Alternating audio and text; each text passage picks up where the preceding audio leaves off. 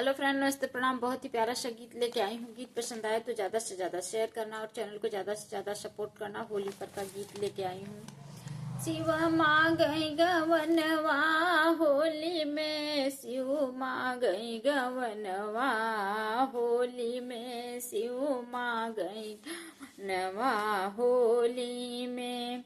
पहला संदेशा ब्रह्मा जी का आया, ब्रह्मा जी का आया, वेद का आया।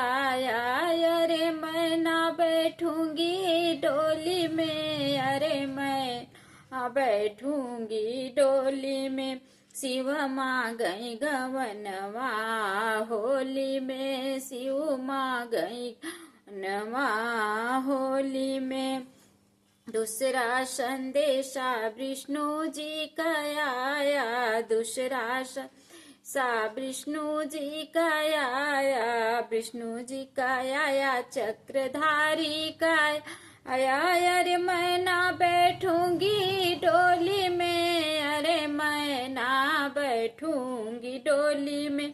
शिव माँ गई गवनवा होली में, शिव गई गवनवा होली में।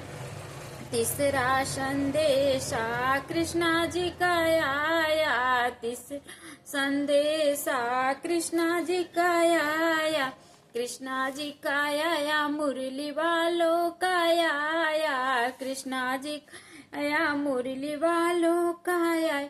अरे मैं ना बैठूंगी डोली में, अरे मैं ना बैठूंगी डोली में। शिव माँ गई गवनवा